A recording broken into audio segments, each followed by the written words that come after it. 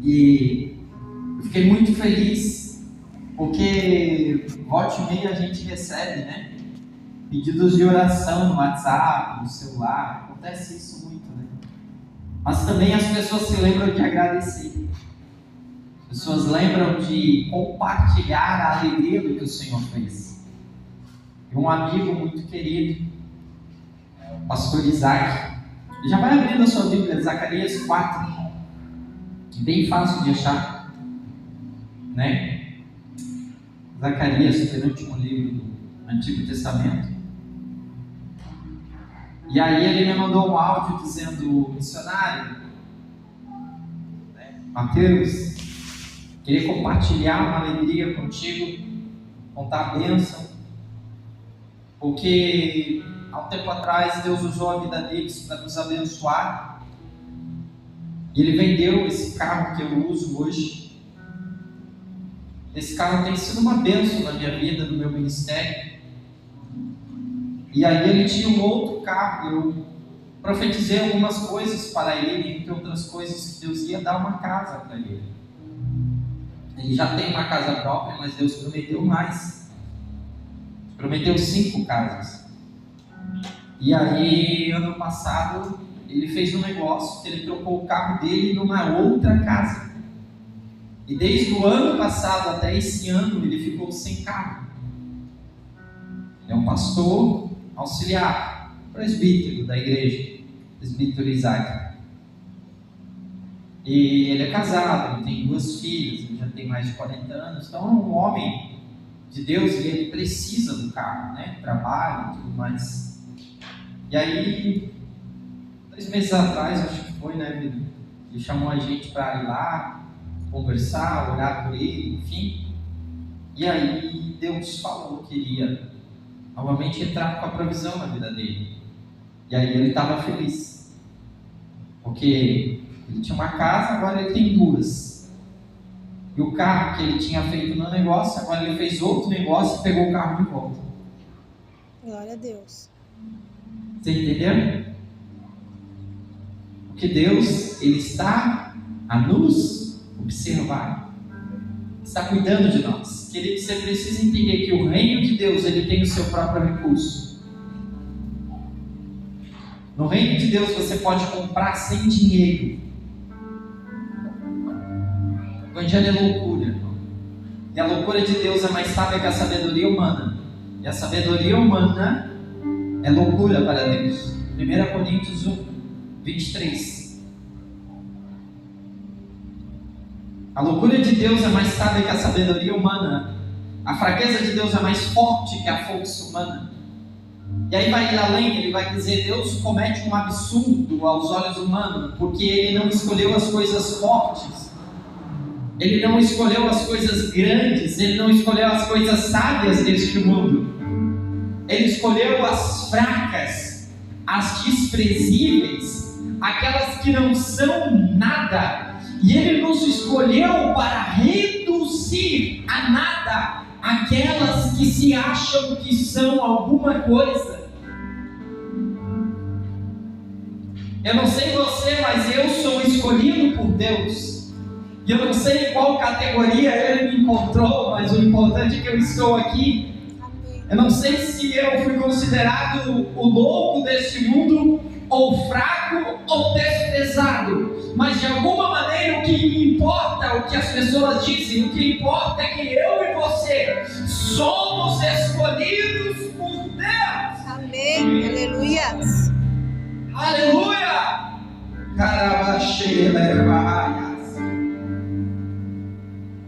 Você não foi escolhido porque você é sábio. Você não foi escolhido porque você é forte. Você não foi escolhido porque você é grande, porque você é merecedor. Você foi escolhido ou porque você é fraco, ou porque você é louco, ou porque você foi rejeitado. Mas não interessa o que foi o critério. O que interessa é que você foi escolhido por Deus. Se você está aqui, é porque Deus te trouxe a este lugar. Deus te trouxe a este tempo. Não existe demônio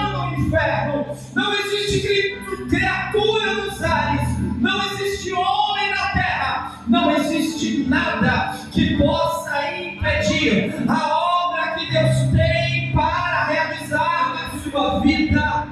Aleluia. Aleluia. Mandarabashiri cantarabagaias. Lebai sore calamaias.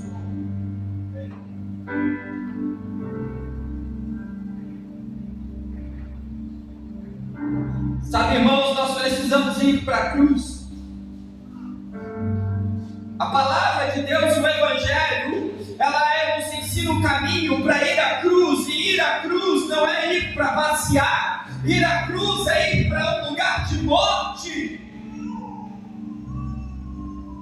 Então nós não podemos nos tornar as pessoas que reclamam porque os outros estão falando mal de mim e estão me desprezando. Quer falar mal de mim, me convide, eu sei coisas terríveis. Não é assim? Ninguém sabe mais as minhas fraquezas do que eu mesmo. Por que eu vou defender a minha honra? Por que eu vou defender as minhas palavras? Por que eu vou defender a minha sabedoria? Se não foi a minha sabedoria que me trouxe aqui, mas foi a minha dependência. Aleluia. E como é bom depender das promessas de Deus, sabe por quê? Porque promessa de Deus não tem prazo de validade e não tem fundo de condição financeira. As promessas de Deus, elas se cumprem, elas não dependem do cenário nacional, elas independem do cenário familiar, elas independem do cenário da sua igreja, elas independem do cenário da sua empresa. As promessas de Deus só dependem exclusivamente do Todo-Poderoso. Amém. Aleluia.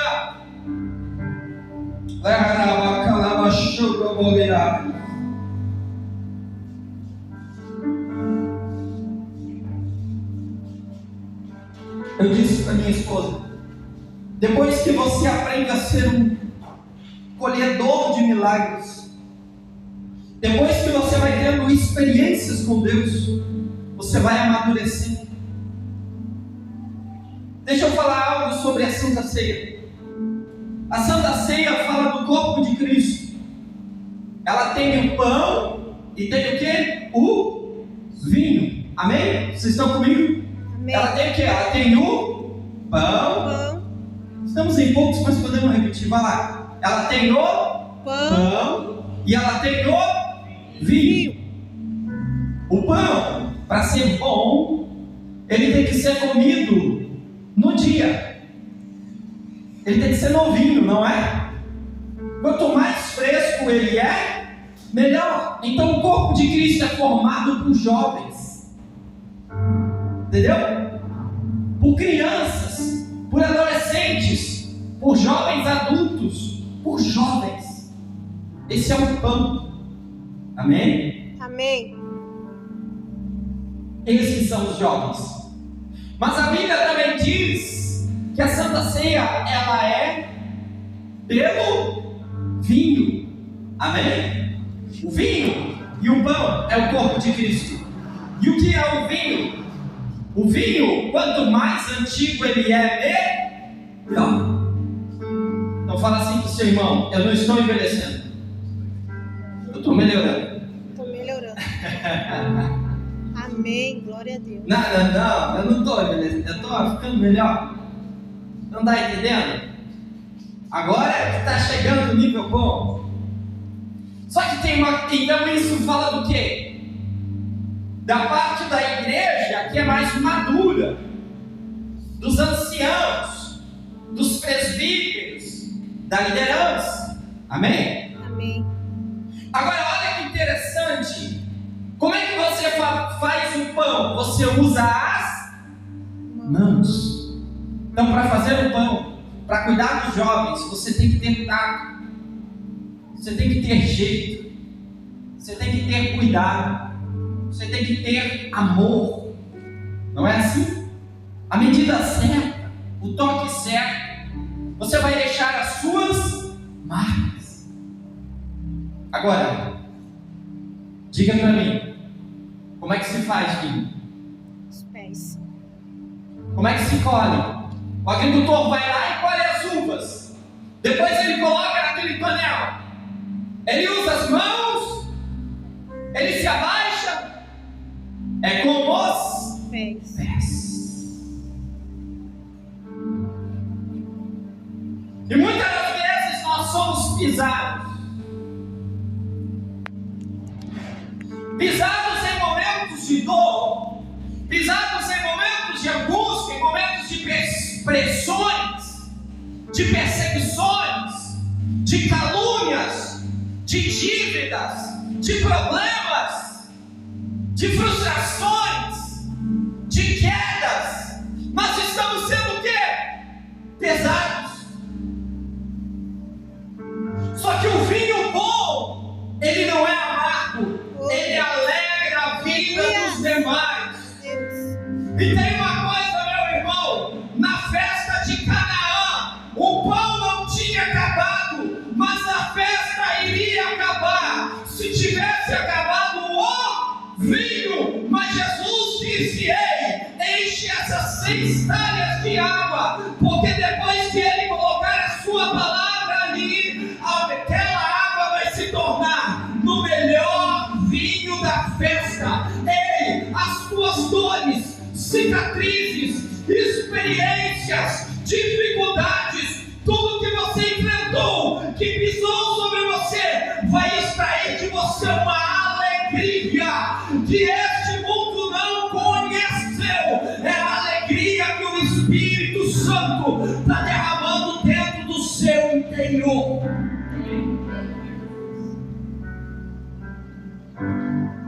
Somos pisados, irmãos. É isso mesmo. Não quero voltar a ser pãozinho. Isso não é mais pão. Isso agora é uva. Amém. Glória a Deus. Aleluia. João 15, vai ler. Eu sou a videira verdadeira e vocês são os ramos. O fruto do Espírito é amor. Se foi escolhido por Deus para frutificar.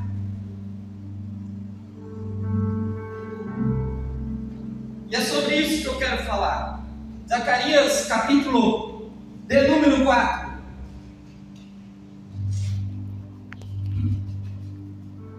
Versículo de número 6.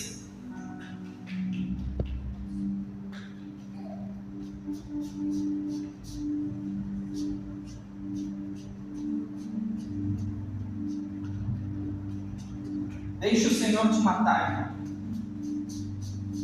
Deixa Jesus colocar você na cruz, irmão. Sabe por quê? Porque ao terceiro dia vai ressuscitar um novo homem.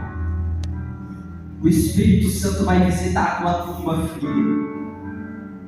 Ei, sabe, você tem vivido um processo de morte na tua vida e você não tem entendido. Um processo de esmagamento e você não tem entendido. Mas o Espírito Santo de Deus, ele está te dizendo: para que haja o avivamento, é preciso que haja um processo de mortificação, é preciso que haja um processo de esmagamento. Mas depois de você ser morto e enterrado, e depois de ficar 3 dias embaixo da terra, sem que ninguém tenha notícia de você, você ainda vai permanecer com a esperança. Por quê? Porque o Espírito Santo vai sacudir a terra vai ser removida, e assim como ele ressuscitou a Cristo dentre os mortos, ele vai te vivificar. Aleluia. Amém? Amém. É difícil eu pregar calma, então vocês já estão acostumados, né? Zacarias 4, versículo 6. Quem achou, diga amém. Ele prosseguiu dizendo: esta é a palavra do Senhor a Zorobabel, não por força, nem por violência, mas pelo meu Espírito. Diga assim: nem por força, por força. Vamos de novo? Nem por força, nem por violência, Nem por violência, mas pelo meu mas pelo meu Espírito. Espírito. Diz o Senhor dos Exércitos: quem és tu, ó grande monte? Diante de Zorobabel serás uma campina, porque ele trará a primeira pedra com aclamações. Graças a ela. Amém? Espírito Santo, fala conosco, Senhor. Continua falando, Senhor. Continua falando, Senhor. Continua falando. Os meus irmãos estão aqui, Espírito Santo. Eu não sei qual é o processo de mortificação, de esmagamento que eles têm passado. Eu posso imaginar, mas eu não sei, o Senhor sabe. E sabe, este culto, Senhor, possa ser o dia que o Senhor abre a visão deles. Quem sabe esse possa ser o dia, Senhor, que tu derramarás um Espírito novo sobre nós. Quem sabe esse seja o dia que o Senhor começará um grande avivamento no meio de nós. Quem sabe esse seja um dia de alinhamento, Senhor. Faz o teu querer, tu tem a liberdade, Espírito Santo. Perdoa os nossos pecados, as nossas falhas, nos lava no sangue de Jesus. E libera sobre nós a tua palavra, a palavra de vida. Amém. E amém, Jesus. Eu estava falando do esmagamento, porque a Bíblia diz, no Salmo 126, aquele que leva as preciosas sementes, andando e chorando, voltará com alegria, trazendo os seus moles. Então, quando você aprende a semear, Deus te ensina também a colher. E é gostoso colher, porque depois de um tempo, você descobre que você vai colher todas as promessas. Amém, glória a Deus. Eu vou repetir para você entender. Depois de um tempo, você entende que você vai colher todas as sementes. Amém, glória a Deus. Depois de um tempo, você entende que você vai colher todas aquelas lágrimas derramadas. Amém, glória a Deus. Depois de um tempo, você entende que você vai colher todas as vezes que você fez algo além, que a maioria não estava fazendo, mas você fez por amor ao Senhor. Amém. Depois de um tempo, você entende que todo o tapa na cara que você levou, e toda a cuspida na sua honra que você sofreu, que toda a situação que você enfrentou, você vai colher em forma de alegria. Aleluias. Então chega uma fase, irmão, e sabe o que você se torna? Um caçador de sementes. Entendeu? Caçador de promessas. Um faminto por Deus. Um sedento por andar no Espírito de Deus. Alguém que está querendo andar mais do Senhor. Por quê? Porque você sabe que elas vão se cumprir. Elas se cumprem, irmão. E nós vemos isso na vida do profeta Zacarias, no contexto histórico em que essa palavra foi liberada. Porque nós estamos aqui hoje, vivendo o tempo da igreja, aonde estamos diante do desafio da reconstrução da casa de Deus. E a Bíblia começa a mostrar lá no livro de Esdras, a Bíblia não está em ordem cronológica, sim separada por assuntos, mas esse livro de Zacarias deveria estar bem coladinho já no livro de Esdras e Neemias, porque a Bíblia vai mostrar o processo que o povo de Deus passou. E quando o povo de Deus, o povo de Israel, o povo escolhido, desobedeceu a Deus, foi levado cativo. Uma parte, a maior parte, a parte do norte, 10 tribos de 12, foi levada cativo para a Síria. Amém? Amém. Diga assim: existe mais de um cativeiro. de um cativeiro. Então a parte do norte é levado para a Síria, e a parte do sul é levado para a Babilônia. São cativeiros diferentes. São tempos diferentes, temporadas diferentes, profecias diferentes. Mas os dois são cativeiro. E a Bíblia vai mostrar que quando esse cativeiro acontece, uns são levados para um lado, outros do outro. Foi terrível. Os pais foram mortos, assassinados violentamente. Os cavalos entraram nas cidades de Israel e iam matando as mulheres grávidas. Principalmente os jovens, os mancebos é que ficaram vivos. Muitas crianças se tornaram órfãos. E uma menina órfã desta foi adotada pelo tio. O nome dela era Esther. Ou, em hebraico, Hadassah. E o tio adota ela, e o tio se chama Mardoqueu ou Mordecai.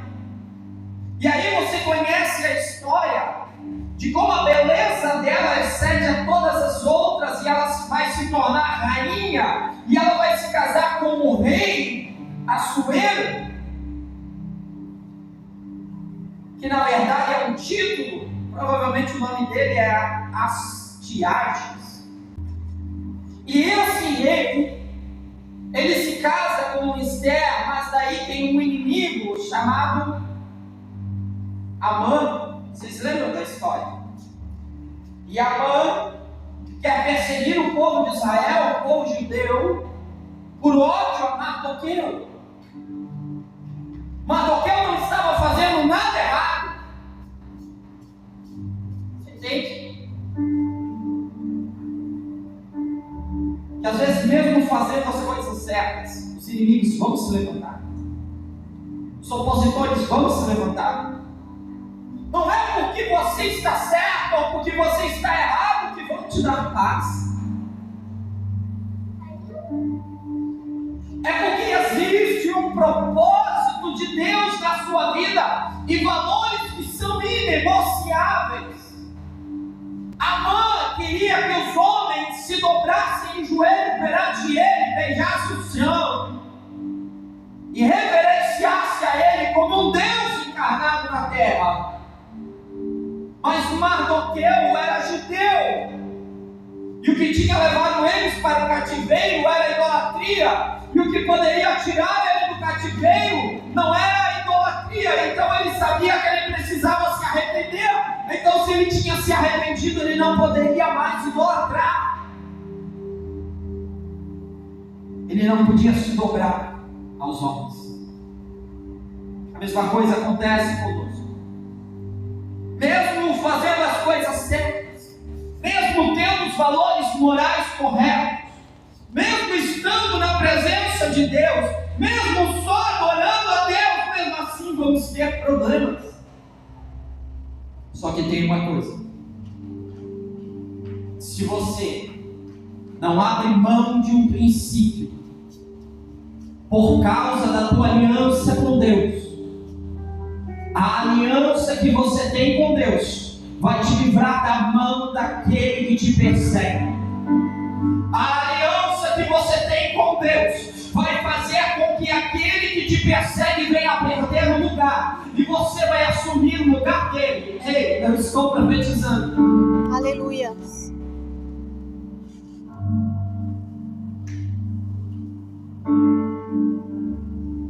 Se nós entendemos isso, então nós sabemos que ele vai tentar ameaçar, vai querer matar o povo. Mas aí a rainha Esther vai prolongar o jejum de 3 dias. Porque tem coisas, irmão, que não é nem por força, nem por violência. Não é o jeitinho, não é o dinheiro, não é a conta bancária, não é a amizade, mas é ter crédito no céu. Aleluia. Glória a Deus. É ter depósito de oração. Oh, Deus. é ter vida no altar, é ter aliança com Deus, é ter intimidade com Deus, Aleluia. e é ter humilhação no secreto. Jejum é para se humilhar, jejum é para matar a carne, jejum é para reconhecer que somente Ele pode nos livrar. E através desse jejum, você sabe a história, a rainha Esther vai entrar no palácio e vai acontecer uma grande reviravolta. O rei vai promulgar um decreto, e aí algo extraordinário vai acontecer. O rei diz: a minha lei já foi dada, e palavra de rei não volta atrás. Eu disse que no dia de Purim, todos os inimigos dos judeus poderiam se levantar para lutar e matar eles sobre o território. E pela lei dos medo-persas eu não posso voltar atrás. Então o que eu farei? Pega depressa o meu anel e escreve uma segunda lei. Aleluia. Que todo judeu tem o direito de se defender e que todo judeu é aliado do rei. Aleluias. Glória a Deus. Entendeu? A lei de Moisés não foi abolida. Ela continua vigente. Entendeu? O que o rei fez? Ele emitiu um decreto de graça. Só que na graça ele colocou mais peso. Ele disse: eu serei aliado de quem anda na graça. Aleluias. Então, pela lei, nós cometemos pecado, merecemos a morte, mas pela graça você pode lutar, resistiu, se defendeu e venceu, porque Jesus morreu na cruz. Glória a Deus. Aleluias.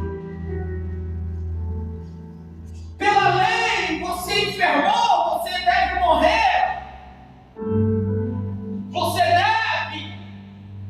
você tem que ir preso, mas pela graça você pode sair do cativeiro, pela graça você pode se levantar e adorar, pela graça você pode ter uma audiência com o rei agora, pela graça você pode entrar com ousadia na presença do trono de Deus. Aleluia. Aleluia. Tu és maravilhoso. Tem uma aliança. Aleluia. E a Bíblia diz que todo reino temeu ele, porque Mardoqueu era o seu braço direito. E aí a Bíblia vai dizer que essa mulher chamada Esther vai ter um filho. Não lembro se é o filho direto ou é o neto, mas ela vai ter um descendente. E o descendente que vai se assentar no trono vai se chamar Ciro. E no livro de Isaías, a partir do capítulo 42, 43 e o 44, 700 anos antes de Cristo, 300 anos antes do início do cativeiro, Deus já anunciava pelos profetas: ei, vai vir um cativeiro por causa da desobediência do povo, mas eu também já estou profetizando, vai se levantar um homem que vai livrar o meu povo do cativeiro, e o seu nome será Ciro. Oh Deus. Aleluia. Sabe por quê? Porque Deus pega coisas ruins e transforma em boas. Deus pega tragédias e transforma em testemunhos. Deus pega dores e transforma em cura. Deus pega traumas e transforma em milagres. Deus vai pegar tudo o de ruim que aconteceu na sua vida, tudo, irmão Mateus, tudo. Não vai ficar nada para o diabo. Ele vai pegar tudo e vai reverter o processo e vai derramar graça, dupla honra, Aleluia. misericórdia, Aleluia. bondade do Glória a Deus. Senhor. Aleluia. Deus vai mostrar isso pela história bíblica.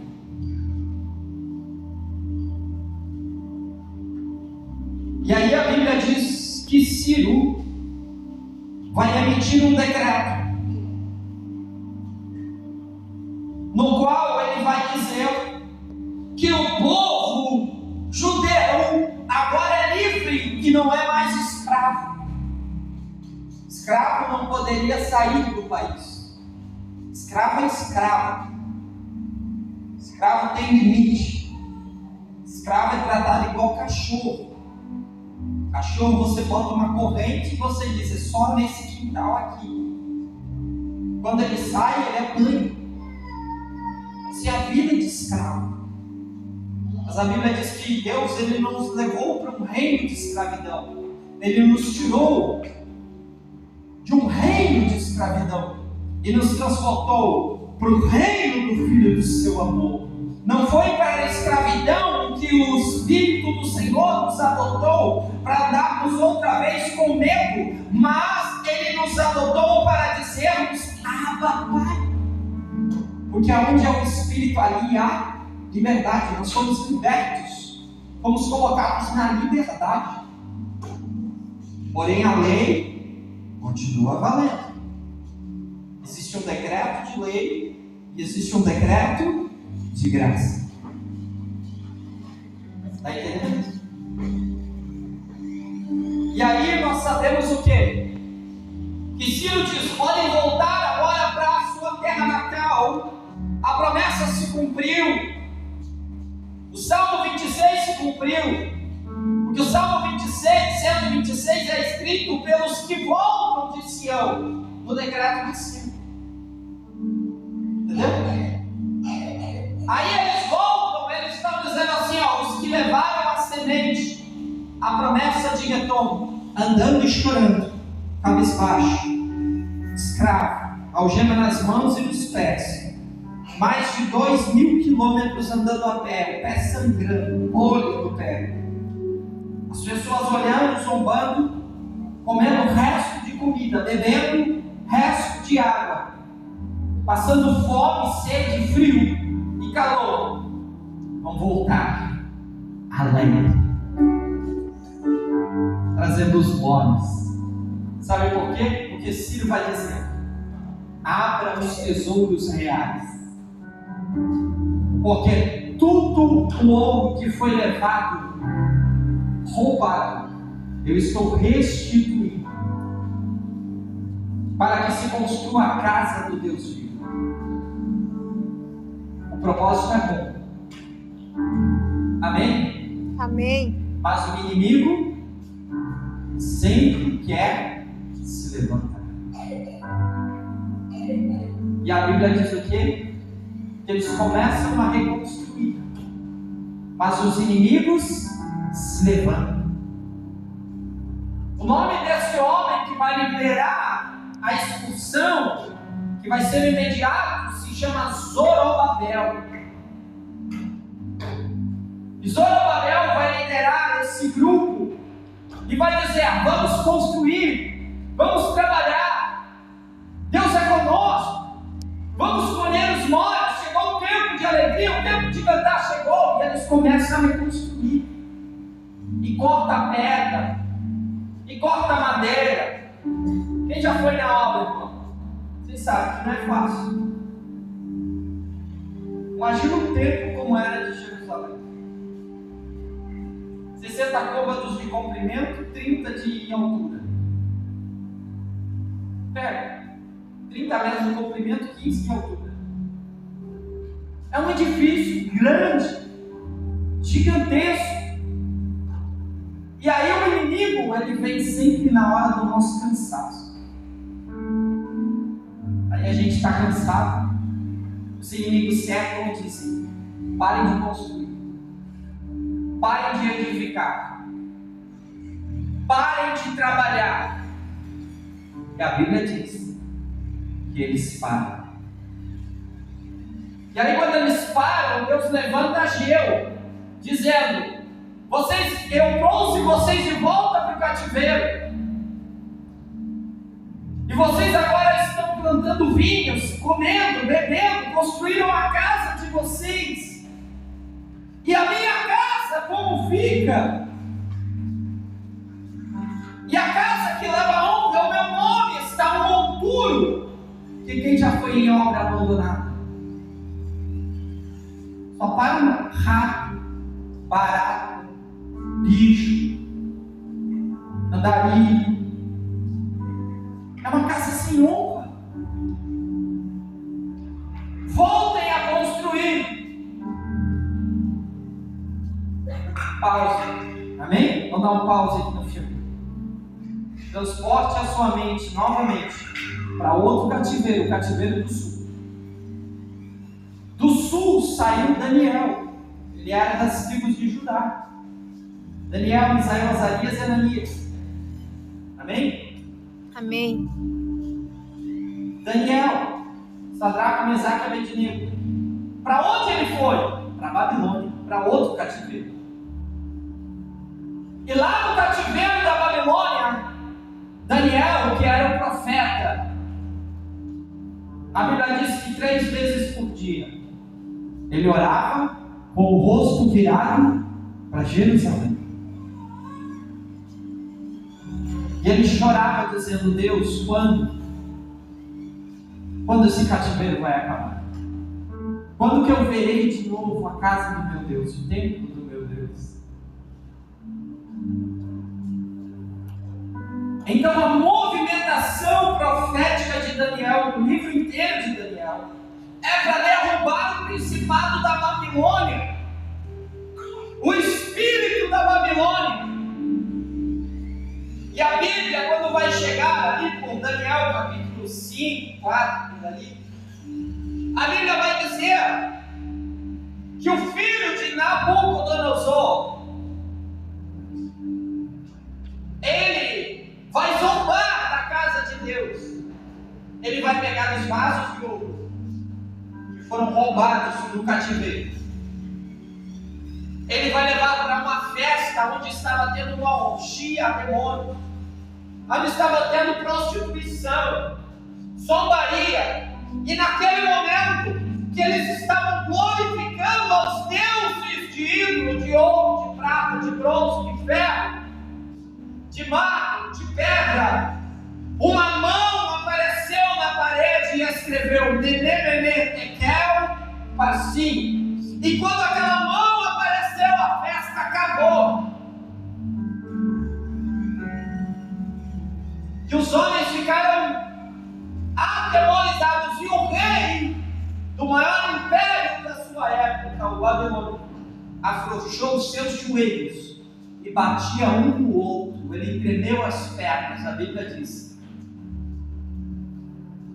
Ele não conseguia parar de tremer, porque ele foi tomado de medo, porque ele sabia que aquela mão, ela tinha mais poder do que o decreto de um rei na terra.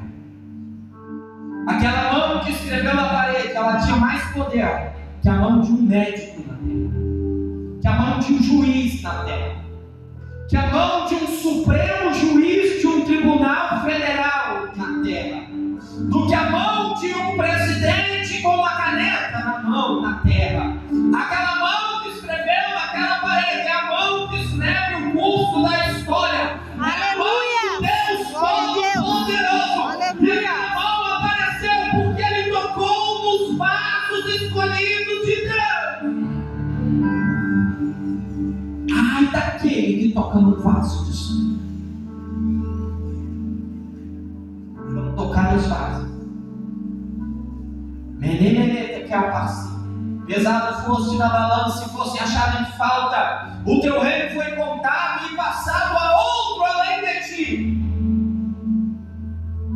E a Bíblia diz que na mesma noite o Império Assírio, ou melhor dizendo, o Império Medo-Persa, invadiu a Babilônia e matou o rei. É o Belsazar?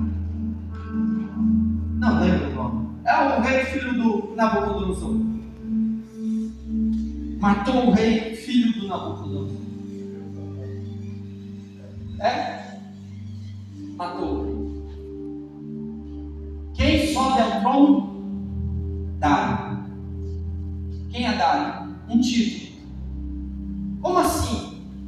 Dário é o esposo de Esther. Entendeu? Pode não estar na mesma casa, mas o importante é estar na mesma causa. O que nos une não é a casa, o que nos une é o propósito da causa. Se você está no mesmo propósito, então você está na causa, e Deus vai te conectar com pessoas que estão vivendo o mesmo propósito. Situações que aconteceram contigo lá, era você vencendo algumas batalhas, derrubando alguns gigantes, e outros gigantes se levantando aqui, Deus levantando outro povo aqui, vencendo outros gigantes, outras batalhas, mas quando estamos reunidos é que o propósito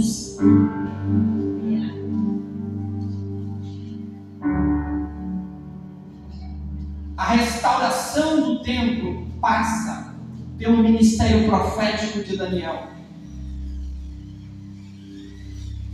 Então, os acontecimentos proféticos na nossa vida nos levam de volta ao propósito original, à casa, ao reino, ao que o Senhor quer. E a Bíblia vai dizer no livro de Esdras, capítulo de número 6, que os inimigos, eles tinham dito: pare de construir. Mas Deus levanta um profeta chamado Zacarias, e levanta outro profeta chamado Ageu, e os dois profetas se levantam e começam a profetizar e dizer para eles reconstruírem a casa do Senhor. Eu vou ler com você. A mensagem está se encaminhando para o fim, fica tranquilo. Amém? Amém. Está tranquilo até aqui? Amém. Conselho que eu te dou: leia o livro de Esdras. Nesses dias o livro de Esdras fará mais do que sentido para você.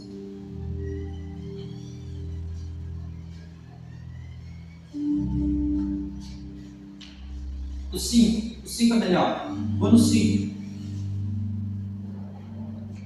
Os profetas Ageu e Zacarias, filho de Ido, profetizaram aos judeus que estavam em Judá e Jerusalém. Em nome do Deus de Israel, eles profetizaram.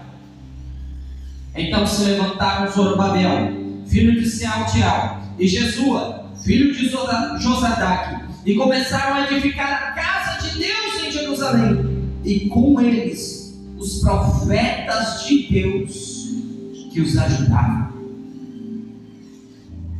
Você é profeta? Então venha ajudar a obra. Entendeu? Se você está profetizando algo, Deus te fará ser resposta dentro daquela profecia. Se você está orando por algo, Deus te fará ser resposta dentro daquela oração. Aleluia. Temos que ter uma visão espiritual da Bíblia.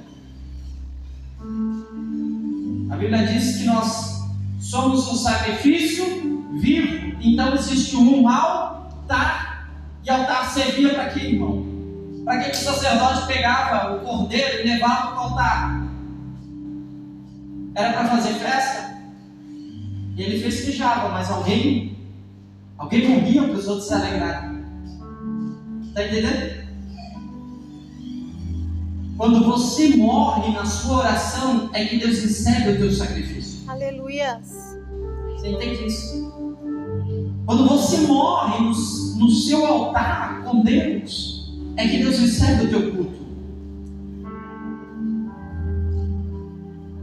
Porque quando você se torna a resposta na oração que você está fazendo, é aí que Deus te responde.